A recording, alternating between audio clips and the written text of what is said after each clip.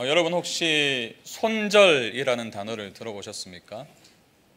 제가 좀 찾아보니까 원래 이 용어가 주식을 투자할 때 이 손해를 감수하고서라도 빨리 매도해가지고 이 손실을 최소화한다라는 뜻으로 사용되었더라고요. 근데 최근 들어서 이 단어가 조금 다른 맥락에서 사용되기 시작했습니다. 예를 들어서 어떤 회사가 이제 유명한 연예인을 광고 모델로 기용을 했어요. 근데 그 연예인이 어느 날 사고를 친 겁니다. 그래서 논란에 휩싸이게 되었어요. 근데 이럴 때 이제 회사가 자기 회사의 이미지를 보호하기 위해서 손해를 감수하고서라도 빨리 계약을 종료하겠죠. 그래서 이러한 상황을 이제 보도하는 이 기자들이 이 상황을 가리키면서 손절이라는 표현으로 설명을 했습니다. 그래서 이제 많은 사람들이 이 단어를 관계를 단절하다라는 의미로 받아들이게 되었다는 거예요. 제가 이 손절이라는 단어에 대해서 조금 살펴보면서 우리 성도님들이 많이 떠오르더라고요.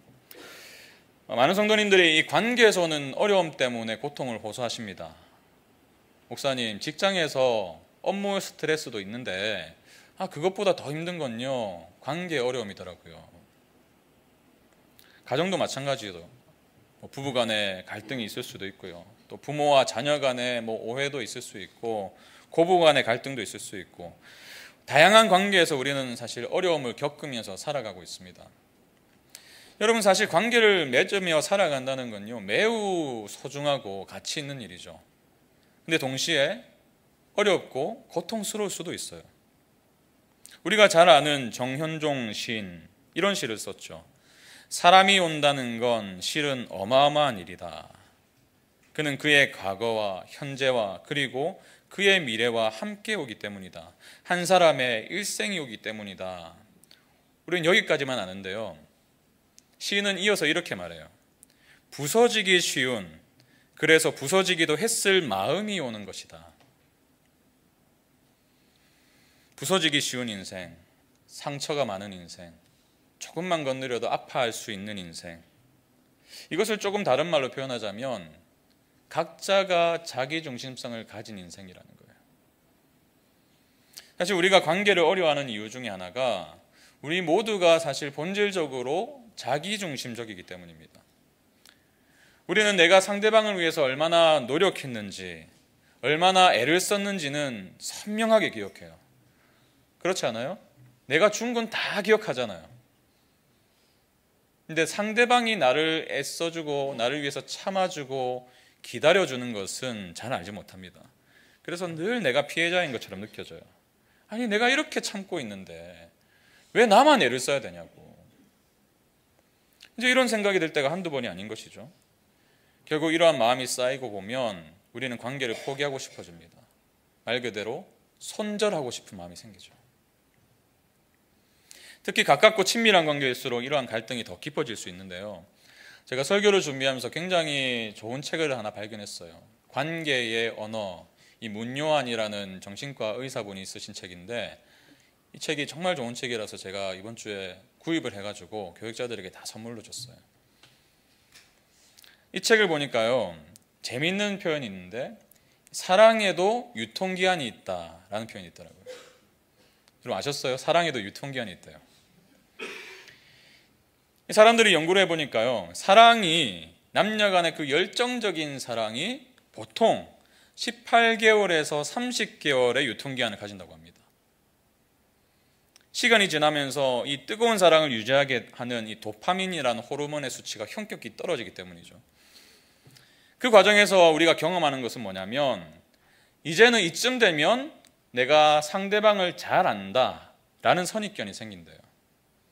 이 선입견이 생기니까, 잘 안다고 생각하니까 더 이상의 관심을 두지 않는데요.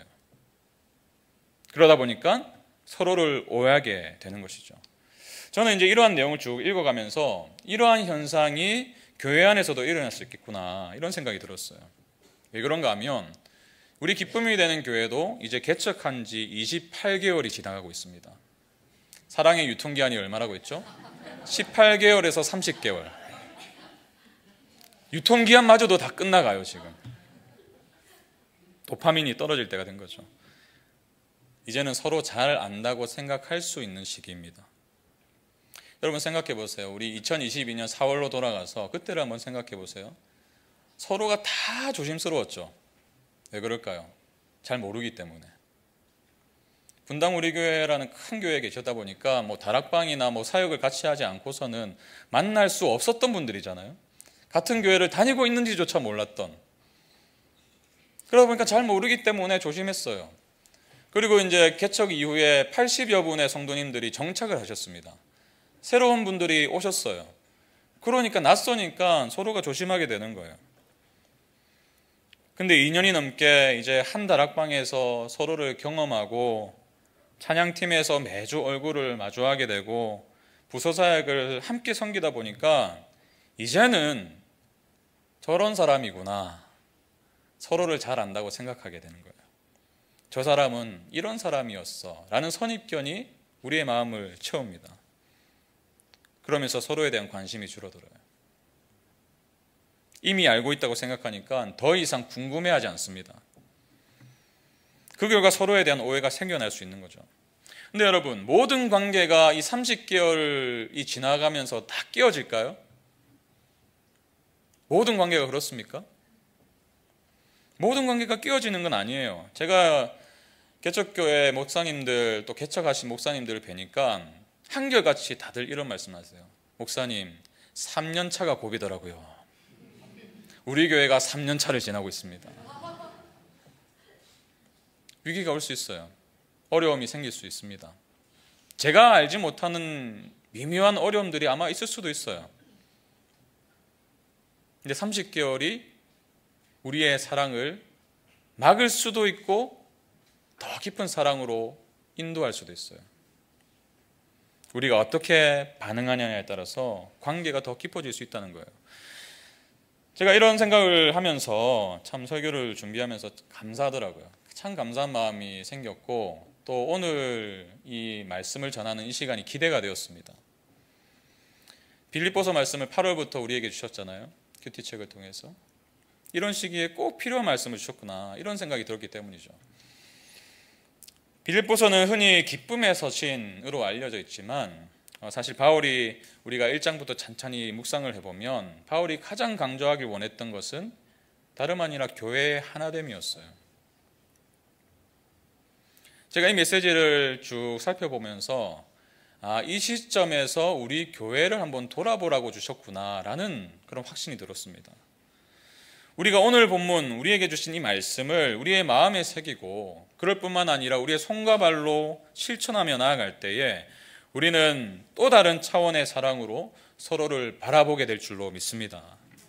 아까 소개해드린 이 관계 언어란 책에서 한 가지 희망적인 내용을 발견했어요. 말씀드린 것처럼 이 18개월에서 30개월이 지나면서 어떤 사람들은 관계가 깨어지는 반면에 어떤 사람들은 더 깊은 관계로 나아가더라는 거예요.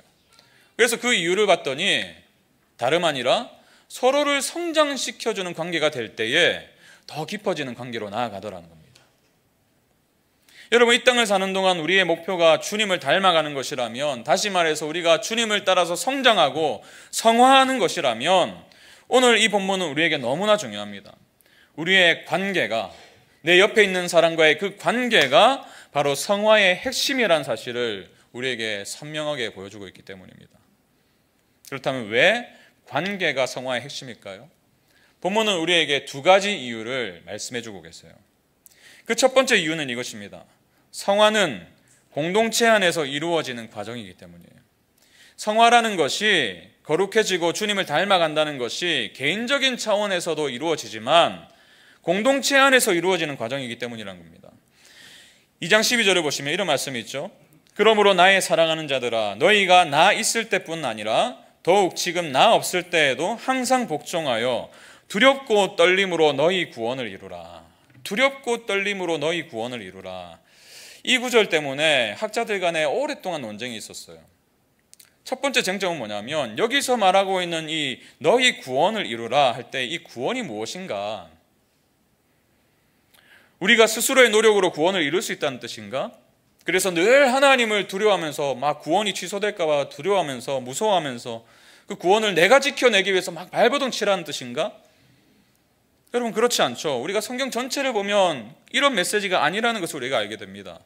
여러분 우리의 구원은 우리의 노력으로 얻어지는 것이 아니에요. 오직 하나님의 은혜로 주어지는 것인 줄로 믿습니다. 다시 말해서 우리가 하나님의 자녀가 된 것, 그런 신분의 놀라운 변화가 일어난 것은 우리의 노력 때문이 아니라 하나님의 은혜 때문이라는 거예요. 그렇기 때문에 12절에서 말하고 있는 이 구원은 우리의 신분적인 구원을 의미하는 것이 아니라 이미 주어진 그 하나님의 자녀라는 신분에 걸맞는 삶을 살아가라, 구원을 이루라, 성화를 이루라 라는 요청인 것입니다. 그런가 하면 두 번째 쟁점이 있어요. 이 성화라는 것이, 구원이 곧 성화라는 것은 알겠는데 이 성화가 과연 개인적인 것인가 공동체적인 것인가?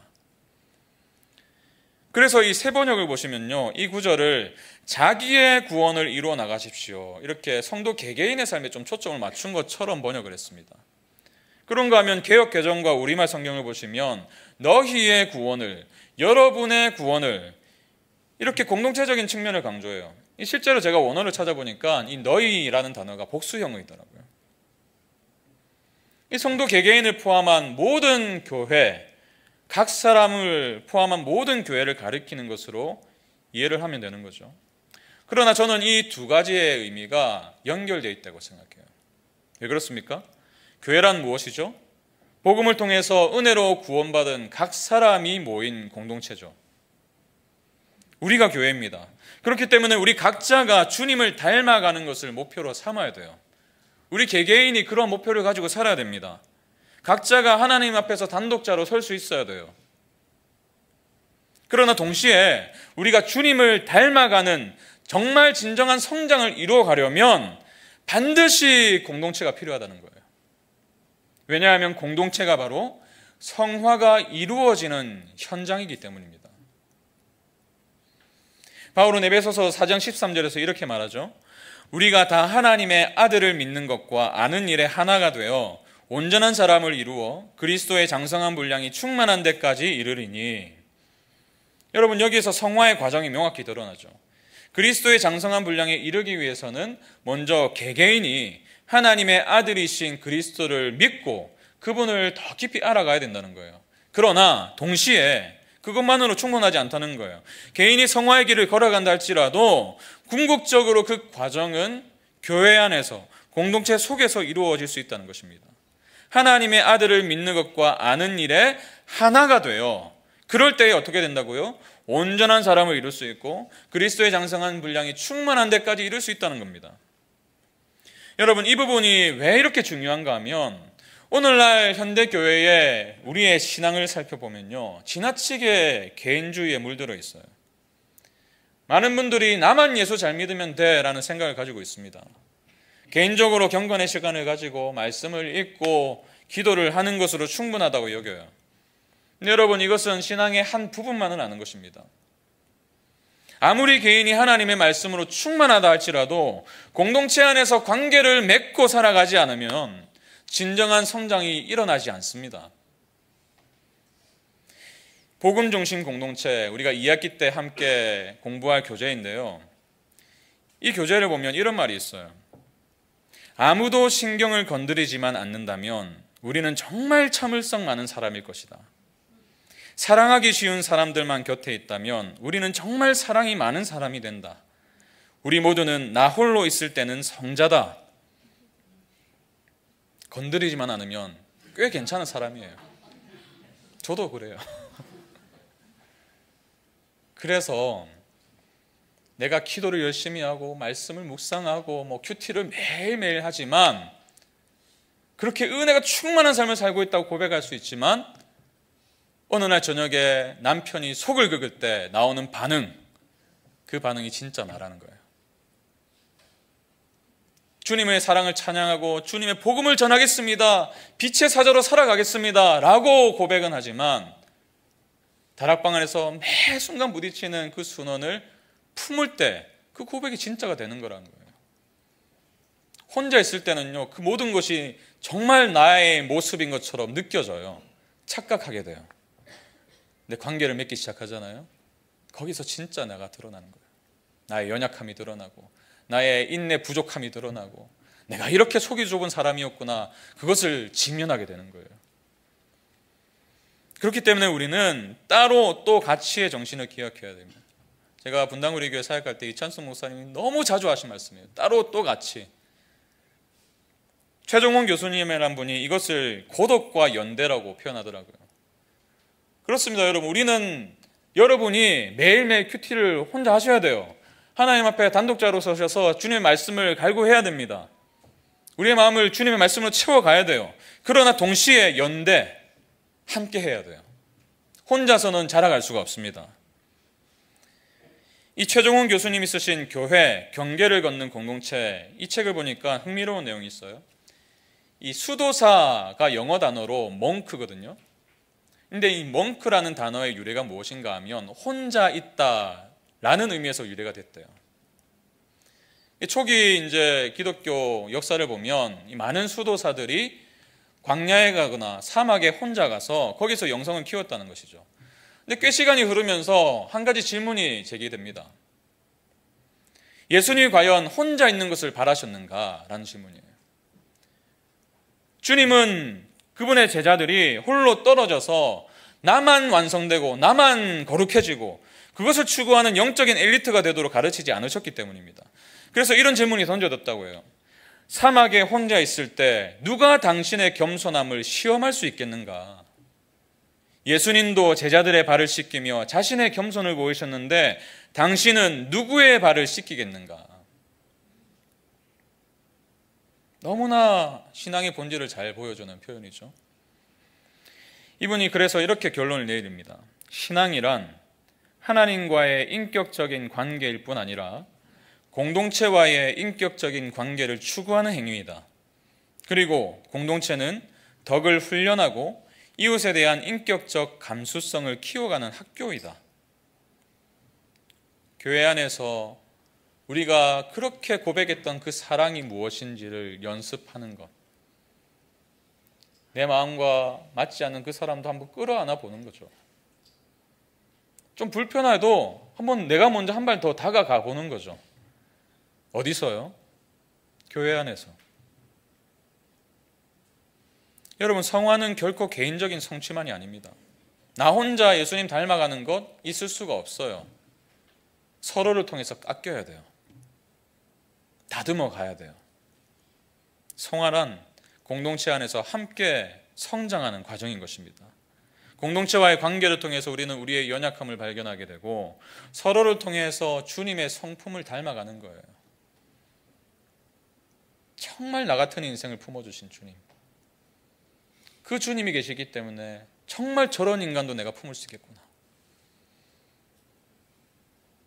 이것이 바로 관계가 성화의 핵심인 이유인 것입니다. 그런가 하면 관계가 성화의 핵심인 두 번째 이유는 이것입니다. 함께 이루는 성화가 세상에 대안을 주기 때문이에요. 우리가 함께 이 성화를 이루어갈 때 세상에 다른 것이 있다라고 말할 수가 있다는 것입니다. 여러분, 성화는 개인의 일만 아니라 앞서 말씀드렸듯이 서로가 함께 이루어가는 과정이에요. 그럴 때 우리는 세상과는 구별된 새로운 공동체, 새로운 사회가 있음을 보여줄 수가 있습니다. 그리고 오늘 말씀을 보니까 이것을 위해서 우리가 어떤 태도로 서로를 대해야 될지 너무나 분명하게 말씀해 주세요. 2장 14절 보세요. 모든 일을 원망과 시비가 없이 하라. 그럼 재밌는 건요, 성경을 가만히 묵상해 보시면 하나님께서 정말 기뻐하시는 뜻, 그리고 우리에게 간절히 원하시는 그 뜻일수록 명료해요. 군더더기가 없어요. 명료하죠? 모든 일을 원망과 시비가 없이 하라. 1장 27절에 이런 말씀이 있습니다. 오직 너희는 그리스도의 복음에 합당하게 생활하라. 그러면서 뒤에 이런 말씀을 붙여요. 너희가 한 마음으로 서서 한 뜻으로 복음의 신앙을 위하여 협력하는 것과, 복음에 합당하게 생활하는 게 뭐라고요? 한 마음으로 서서 한 뜻으로 복음을 위해서 협력하는 것이라는 겁니다. 단순히 다 여당 편이다, 야당 편이다 이게 아니에요. 단순히 오늘 MBTI가 다 똑같아야 된다 이런 말도 아닙니다. 다 다르지만 한 가지 목적을 위해서 하나가 되어가라. 그래서 그 하나됨을 이룰 수 있는 가장 중요한 지점을 명료하게 말씀해 주시는 것입니다. 모든 일을 원망과 시비가 없이 하라. 제가 이 원망과 시비를 원어로 좀 살펴봤어요. 이 원망이라는 단어가 헬라어로 보니까 공구스모스라는 의성어더라고요. 궁시렁 이런 의성어. 문자적으로 살펴보니까 수군거리다, 불평하다 이런 뜻이에요. 이 불평은 단순한 불만의 표현이 아닙니다. 관계를 파괴할 수도 있는 굉장히 심각한 원인이 될 수 있어요. 여러분, 이스라엘 백성들이 광야에서 불평하던 모습을 한번 떠올려 보세요. 출애굽기와 민수기를 보면 이스라엘이 얼마나 하나님께 원망했습니까? 지도자 모세를 향해서 얼마나 많은 불평을 쏟아내었어요. 근데 그들의 불평을 가만히 살펴보면 왜 불평할 수 있었는가? 오해 때문이었다는 것을 발견하는 거죠. 오해. 하나님은 분명히 그들을 약속의 땅으로 인도하고 계셨어요. 그들과 함께 하셨어요. 그런데 그들은 눈앞의 상황에만 집중한 나머지 하나님을 잘못 해석했습니다. 하나님의 마음을 잘못 읽었어요. 하나님은 우리를 굶겨 죽이시려는 게 분명하다. 이 광야까지 우리를 이끌어내셔서 목말라서 죽게 하실 게 분명하다. 하나님은 우리를 사랑하지 않는 게 분명하다. 오해했고 오해가 불평으로 이어졌어요.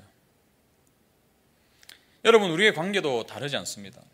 우리가 누군가를 향해서 불평하거나 누군가의 험담을 하는 이유는 대부분 그 누군가를 향한 오해 때문이에요. 앞서 말씀드린 이 관계 언어에서 관계를 맺어가는 두 가지 방법을 말하더라고요.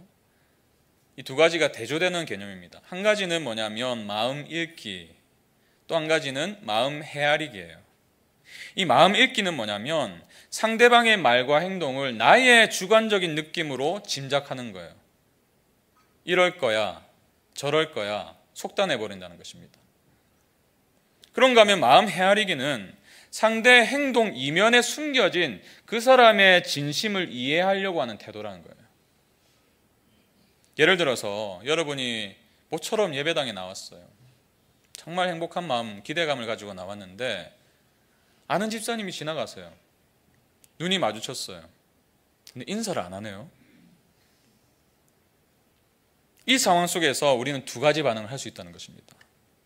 첫 번째 반응은 오늘 저 집사님 댁에 무슨 일이 있는 것인가? 분명히 눈이 마주쳤는데도 인사를 안 하시는 걸 보면 혹시 아이가 좀 아프신가? 좀 걱정이 있으신가? 이런 태도가 이제 마음 헤아리기라는 것이죠. 반면에 어떻게 나를 보고도 인사도 안 해? 나 무시하는 거 아니야 지금? 이제 이런 생각을 하는 게 마음 읽기라는 거예요. 이렇게 마음을 속단하게 되면요, 그 사람에 대한 험담으로 이어질 가능성이 큽니다. 불쾌한 감정이 생기니까 누군가에게 좀 쏟아내고 싶거든요. 그 사람도 동조해주길 원하면서, 그 듣는 사람도. 그러다 보면 그 사람에 대한 부정적인 이미지가 확대되죠. 맞아, 나도 그렇다. 나도 그때 인사 안 하더라, 그 김집사. 그러면서 그 김집사님은요, 그런 사람이 되어버려요. 자기도 모르는 사이에. 결국 교회 안에서 관계가 더 악화되고 마죠. 사실 이 당사자와 당사자 간에 어떤 불편한 마음이 생기고 좀 어려움이 생기면요, 당사자끼리 풀어가는 게 맞습니다. 그 이야기를 다른 사람에게 하면요, 확대돼요. 재생산돼요. 애들 싸움에 부모가 개입하면 어떻게 돼요? 작은 일인데 큰 일이 되어버려요. 부부 싸움에 시부모님이 개입하면, 친정엄마가 개입하는 순간에 둘이서 해결할 수 있는 문제가 어느덧 커져버려요. 내가 속상한 일이 생겼다면요, 먼저 상대방의 마음을 헤아릴 수가 있어야 돼요. 저분의 지금 상태가 어떨까? 그리고 뒤에서 말하기보다는 앞에서 그 사람을 대면해야 됩니다. 싸우기 위해서 대면하는 게 아니고, 그때 집사님 그냥 지나치시던데 그날 무슨 일이 있으셨어요? 그분의 마음을 한번 헤아려 보는 거예요. 그리고 그때 내가 좀 오해했습니다, 내 마음도 알아달라고 말을 할 수 있는 거예요. 여러분, 시비도 마찬가지죠. 이 시비라는 단어를 보니까 다른 구절에서는요, 다툼으로 번역했어요. 다툼, 싸움. 원망이 뒷담화라고 얘기한다면 이 시비는 앞에서 무리하게 행동하거나 말을 하는 거예요. 일전에 제가 오은영 박사님이 나오시는 그 프로그램을 본 적이 있는데 한 연예인이 출연하셨어요. 근데 이 연예인의 어떤 그 고민거리가 뭐냐면 사람들이 어느새 돌아보니까 자기 주변에 없다는 거예요. 하나 둘 떠나간다는 겁니다. 근데 오은영 박사님 이분이 말하고 이분의 삶을 쭉 듣다가 이런 결론 내립니다. 누구누구 연예인 누구누구 씨는요, 제가 보니까 솔직한 게 문제예요. 이 연예인이 뭐라고 말하냐면 나는 너무나 솔직해요. 솔직한 게 저의 강점입니다. 근데 너무 솔직해요. 근데 자신은 그 솔직함이 좋은 것이라 생각하지만 다른 사람들은 그 사람의 솔직함 때문에 상처를 받는 거예요. 무례하게 다가온 것입니다. 그래서 이렇게 결론을 내리더라고요. 당신은 솔직한 것과 무례한 것을 착각하는 것 같습니다. 여러분, 우리는 우리의 삶에서 뒷담화를 근절시켜야 됩니다. 그렇다고 앞에 가서 무례하게 말해서도 안 돼요. 충분히 숙고하고 상대의 마음이 어떨지를 한번 헤아려 본 뒤에 정중하게 소통해 나가는 것이 필요합니다. 원망이든 시비든 분명한 것은 이 두 가지가요, 주님의 기뻐하시는 뜻인 교회의 하나됨을 막아설 수 있는 장애물이 된다는 것입니다. 여러분, 교회에서 분쟁이 일어나잖아요. 그러면 한 가지 총국이 벌어져요. 둘로 나뉘어졌다고 생각해 보면 각자의 그 팀들이, 둘로 나뉜 그룹들이 하나님께 기도해요. 하나님, 우리 편이 되어주세요. 우리 편이 되어주세요. 하나님 어떻게 응답하실까요? 하나님 원하시는 것은 정작 그 둘이 하나가 되는 것인데, 한 목사님의 글에서 이런 내용을 읽었습니다. 교회는 평화와 화해를 전하지만 정작 교회가 갈등에 직면하면 누군가 교회를 떠나거나 공동체가 분열되고 만다. 갈등이 없는 모임은 어디에도 없지만 문제는 교회가 평화의 힘을 발휘하지 못하는 데 있다. 그리스도께서 일러주신 평화의 길과 힘을 길어 올리지 못하고 응보의 원리, 복수의 원리와 자기 보호의 본능에 매몰되고 만다. 그러니 세상은 교회에 평화를 기대하지 않는다. 분쟁이 생길 때 사람들은 교회나 목사가 아닌 경찰과 판사를 찾는다. 여러분, 우리가 왜 평화의 힘을 잃어갈까요? 한국교회가 왜 평화의 힘을 점점 잃어갈까요? 평화를 그렇게 외치면서도 왜 정작 교회 안에는 여전히 갈등이 있고 분열이 있는 것입니까? 이 말씀을 놓쳐서 그래요. 에베소서 4장 3절. 평안에 매는 줄로 성령이 하나 되게 하신 것을 힘써 지키라. 성령이 하나 되게 하신 것을 힘써 지키라. 여러분, 이 가치가 중요한 것은요, 이것을 지킬 때야만이 우리 교회가 세상과 구별되는 공동체임을 드러낼 수 있기 때문입니다. 빌립보서 2장 15절 보세요. 이는 왜 원망과 시비가 없이 해야 되냐면 너희가 흠이 없고 순전하여 어그러지고 거스르는 세대 가운데서 하나님의 흠 없는 자녀로 세상에서 그들 가운데 빛들로 나타내며, 어그러지고 거스르는 세대, 부도덕하고 비뚤어진 세상 한복판을 우리가 살아갑니다. 근데 이러한 세상의 특징이 뭐예요? 원망과 시비예요. 회사에 가면 늘 뒷담화가 있어요. 늘 험담이 있습니다. 정치판을 봐도 늘 싸워요. 온갖 곳에서 다툼이 일어나요. 이러한 세상 가운데 한복판에 살아가는 우리가 원망과 시비 없이 할 때, 모든 일을 원망과 시비 없이 하나님의 하나됨을 추구하며 나갈 때에, 성령의 하나되게 하신 것을 힘써 지키며 나갈 때에 차별을 둘 수 있다는 거예요. 세상과 다른 모습을 보여줄 수 있다는 것입니다. 비로소 빛들로 나타날 수가 있다는 거예요. 여러분, 이것은요, 무슨 프로그램을 하고 전도 프로그램을 해서 막 비추자 하고 나가서 되는 게 아니고 자연스러운 거예요. 수동태예요. 나타나게 될 것이다. 어떨 때요? 우리가 하나가 될 때. 여러분, 복음은 그저 구호가 아닙니다. 단순히 우리가 이해하고 깨닫고 아하, 그렇지, 거기서 머무는 게 복음이 아니에요. 복음은 우리의 삶을 바꿉니다. 우리의 생각을 바꿉니다. 우리의 가슴을 바꿔요. 마음을 바꿔요. 그것이 복음의 능력입니다.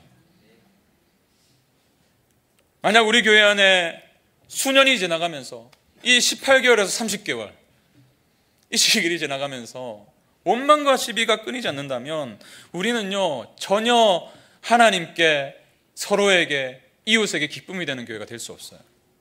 그러나 우리가 함께 성화를 이루어 나갈 때 우리는 이 세상 한복판에서 빛으로 나타나게 될 줄 믿습니다.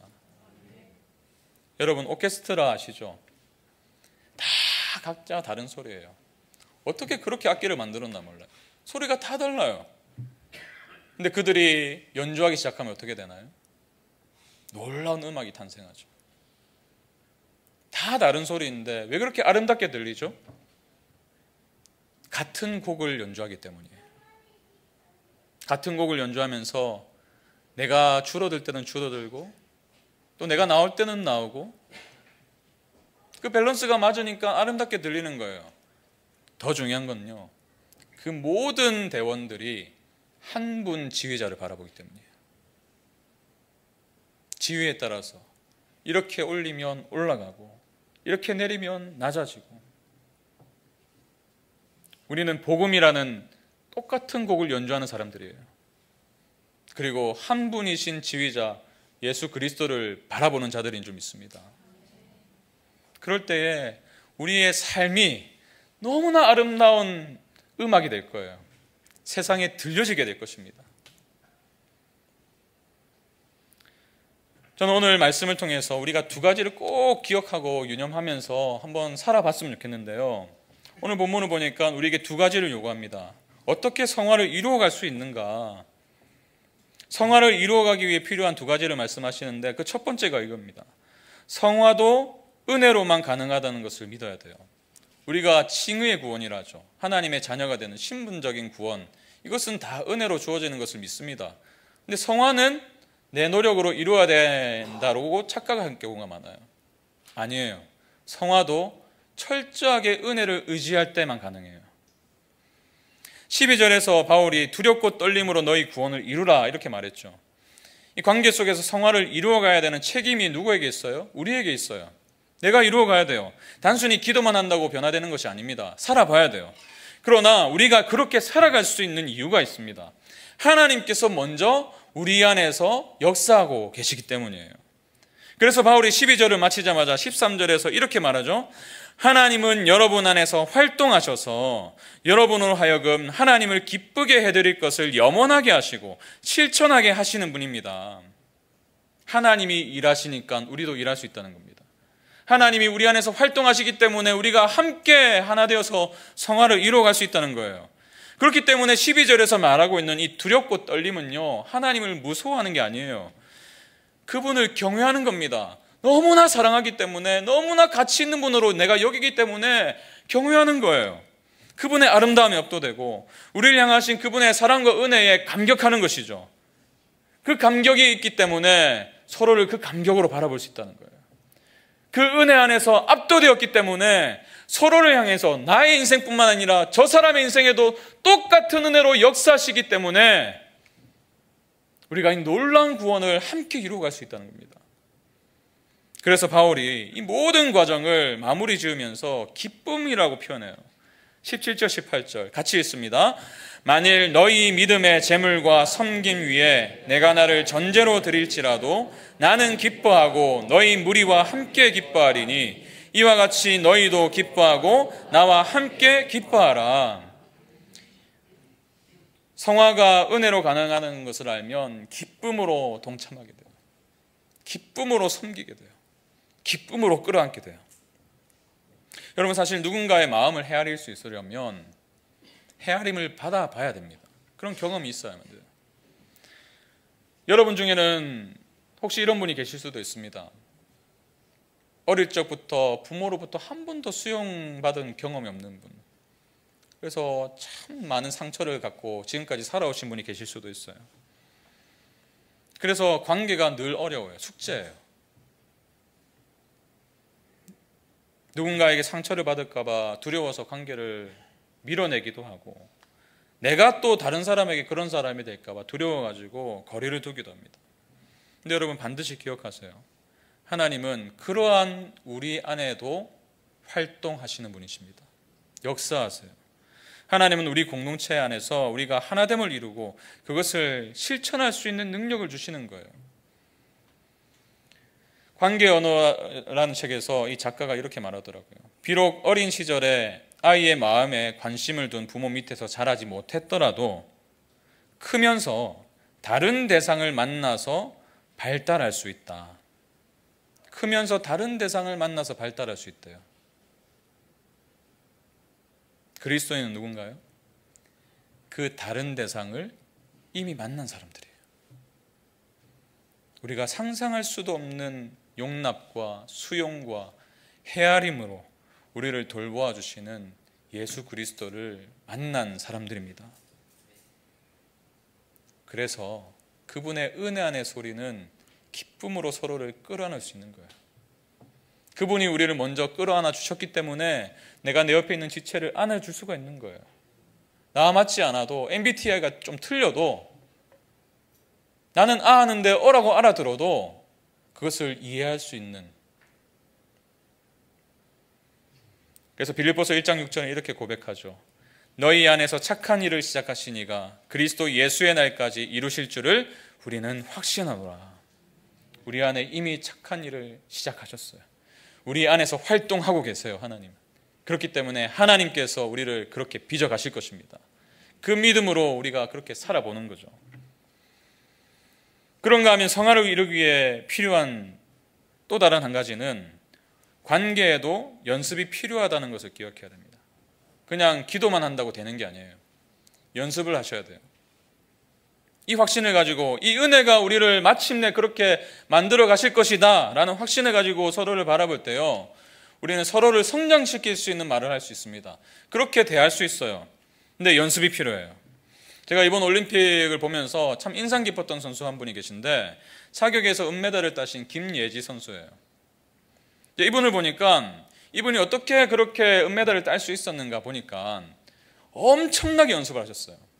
남들 10분 할 때 30분 했다고 합니다. 그리고 연습장까지, 집에서 연습장까지 한 40km가 되는데 매일 자전거를 타고 갔대요. 그 거리를. 이 동료 선수들이 증인이더라고요. 이렇게 말하더라고요. 김예지 선수가 현재 파리올림픽에서 이루고 있는 성과는 꾸준한 훈련, 끊임없는 노력과 열정이 밑바탕에서 이뤄낸 값진 결실이에요. 제가 이 말을 들으면서 유진 피터슨 목사님이 남겨주신 말, 한 방향으로의 오랜 순종이란 말이 생각났습니다. 우리가 어떻게 좋은 관계 안에서 함께 성화를 이루어갈 수 있을까요? 우리에게 요구되는 것은 연습입니다. 포기하지 않는 거예요. 지레짐작하고 포기해버리고 손절하지 않는 것입니다. 연습해보는 거예요. 오늘은 안 됐지만 내일은 될 거야. 내일은 안 됐지만 내일 모레는 조금 더 나아지겠지. 제가 한 가지 예를 들어 드릴게요. 제가 종종 아이들에게 제 등을 긁어달라고 요청할 때가 있습니다. 저 잘 씻어요. 잘 씻는데 가끔씩 등이 가려울 때가 있습니다. 그러면요, 아이들이 와서 제 등을 긁어줘요. 근데 긁어줄 때 정확하게 제가 가려운 지점을 모르죠. 그래서 아이들이 이렇게 질문합니다. 여기? 여기? 그럼 제가 왼쪽으로 왼쪽으로 왼쪽으로, 아니 밑으로 밑으로 밑으로. 소통이 일어나죠. 그러다 보면 정확하게 그 지점을 긁어줍니다. 얼마나 시원한지 몰라요. 관계도 마찬가지예요. 불평과 험담 대신에 서로의 마음을 건강하게 표현하는 연습을 해야 됩니다. 상대의 마음을 시원하게 긁어주기 위해서는요, 묻고 관심을 가져주는 게 필요해요. 여기? 여기? 그 사람만 여기 묻는 게 아니고 나도 말을 해줘야 돼요. 아니 밑으로 밑으로, 아니 옆으로 옆으로. 이러한 연습을 계속해서 나갈 때요, 우리는 조금 더 주님을 닮아가고 있는 나를 발견하게 되고 그 상대를 발견하게 될 거예요. 우리 모두는 주님 안에서 가능성 있는 자들입니다. 약속된 가능성이에요. 마침내 우리를 완성시키실 거예요. 그 여정에 우리를 초대하신 거예요. 내 삶을 완성시키기 위해서 저 사람을 보내신 거예요. 바울이 말한 것처럼 이를 위하여 나도 내 속에서 능력으로 역사하시는 이의 역사를 따라 힘을 다하여 수고하노라. 은혜를 주셨기 때문에 할 수 있고요. 그 은혜 때문에 내가 손 놓고 있는 것이 아니라 힘을 다하여 수고하노라. 여러분, 교회 생활은 이인삼각 경주와도 같습니다. 이 출발 신호가 떨어져요. 근데 얼마 지나지 않아서 막 호흡이 맞지 않습니다. 걸려가지고 넘어지고, 넘어진 사람 막 일으키려다 또 넘어지고, 그러면서 이런 마음이 들죠.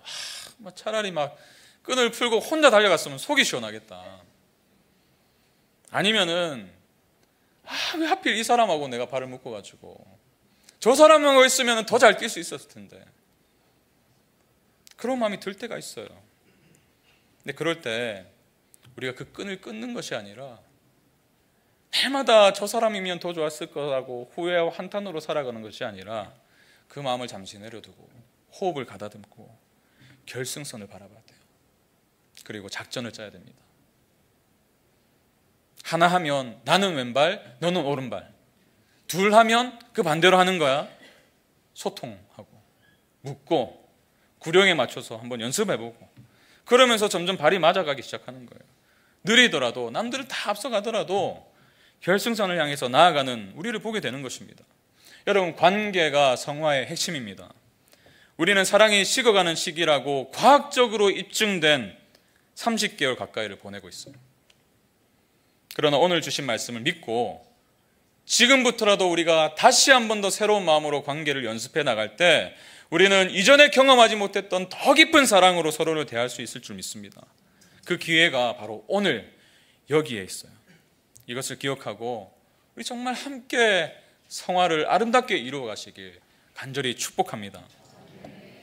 우리 이 말씀 기억하면서 이 찬양으로 함께 우리 마음을 좀 고백했으면 좋겠는데요. 주 안에 우린 하나, 모습은 달라도 예수님 한 분만 바라네.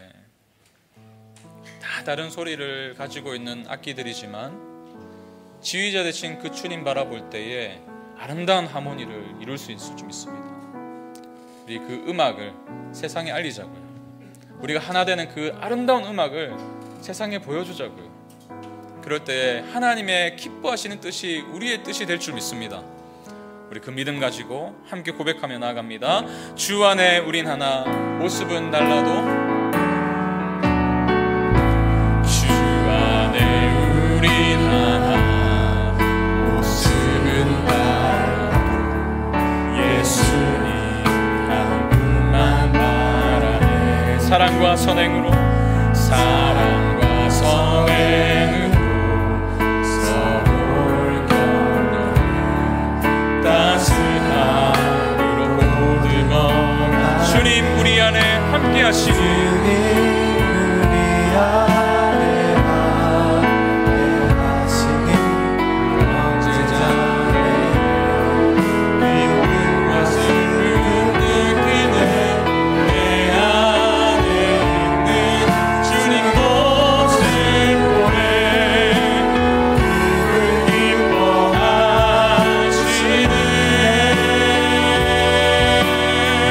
주님 우리를 통해 계획하시니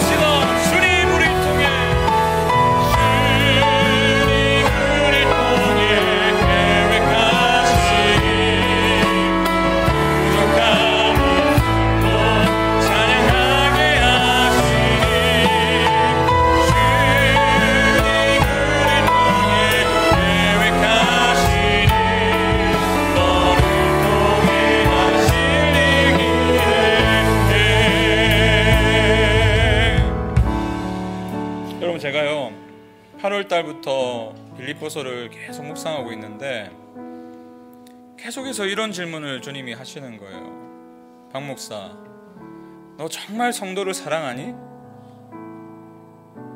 너 정말 성도를 사랑하니? 제가 그 질문 앞에서 드릴 말씀이 없더라고요. 주님, 아직까지 제 마음은요, 바울이 자신의 인생을 정말 전제와 같이 부었다, 이 말이 이해가 되지 않습니다.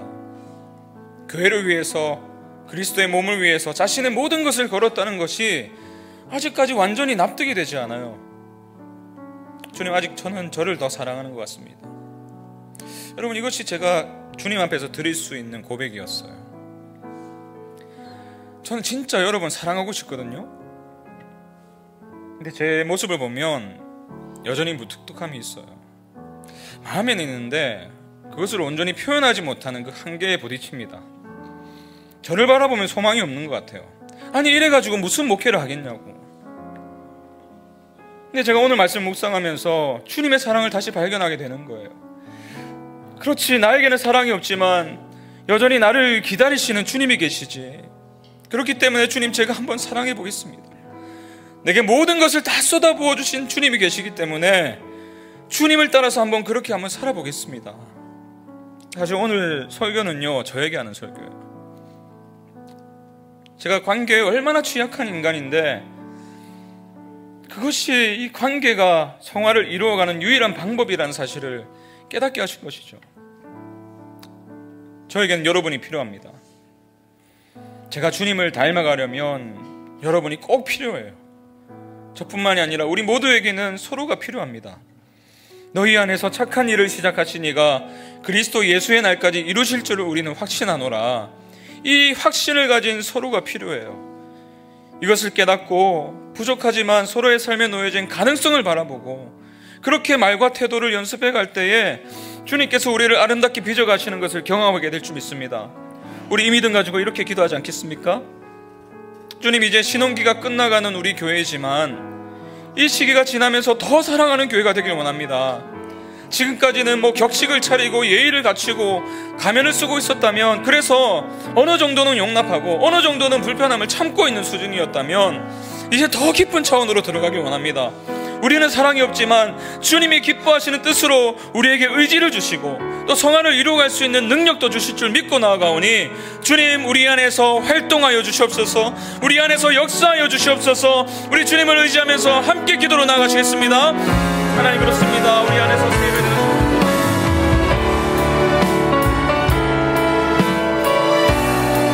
우리 안에서 선한 일을 행하시고 착한 일을 행하시는 그분이 그리스도의 날까지 반드시 이루신 것을 믿으며, 하나님, 내 인생도 그렇지만 내 옆에 있는 지체 인생도 그렇게 완성하신 것을 믿으며 그 지체를 행하신 하나님의 눈을 주십시오. 하나님의 사랑의 마음을 주십시오. 하나님의 뜻을 주십시오.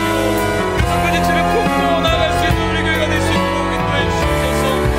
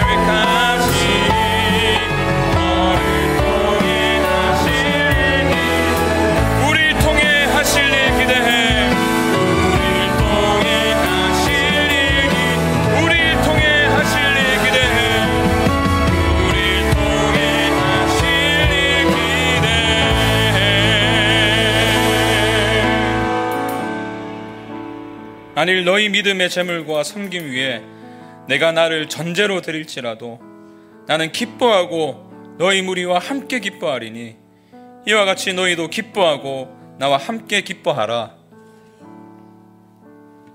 주님, 우리가 주님을 사랑하기에 주님이 기뻐하시는 그 뜻이 우리의 뜻이 되길 원하고 우리의 기쁨이 되길 원합니다. 주께서 가장 기뻐하시는 뜻은 다름 아니라 우리의 하나됨이요, 이를 통한 우리의 성숙이라면, 관계가 성화의 핵심이라면 우리가 한번 이 길을 걸어가 보길 원합니다. 서로에 대한 선입견을 버리게 해주십시오. 표면적으로 드러난 것으로 속단하지 않게 하시고 먼저 서로의 마음을 헤아릴 수 있는 교회가 되게 해주시옵소서. 그로 인해서 모든 일에 원망과 시비 없이, 불평과 험담과 뒷담화와 다툼 없이 주님의 기쁘신 뜻을 행하게 하시고, 이를 통해서 여전히 원망과 시비가 가득한 이 세상에 빛을 발하는 교회가 되게 하여 주시옵소서. 간구하옵기는 혹시나 우리 안에 관계로 인해 상처를 받은 분이 계시다면, 우리 교회가 개척한 이후로 불편함을 참아내고 있던 관계가 있었다면 이 시간 그 마음을 깨끗이 녹여주시고 주님의 눈으로 그 사람을 바라볼 수 있는 은혜를 더하여 주시옵소서. 이제는 모든 막힌 담을 허물어 주신 우리 주 예수 그리스도의 은혜와 지금도 우리 안에서 착한 일을 이루어 가시는 하나님의 사랑과 그것이 실제가 되도록 도와주시는 성령의 능력 주심이, 관계가 성화의 핵심이라는 사실을 기억하고 날마다 은혜 안에서 우리에게 하나됨을 살게 하시며 또 그 은혜를 의지하여 그 삶을 연습하고 애를 써보기로 다짐하는 기쁨이 되는 교회 모든 성도들에게 이제부터 영원까지 함께 하시기를 간절히 축원하옵나이다. 아멘.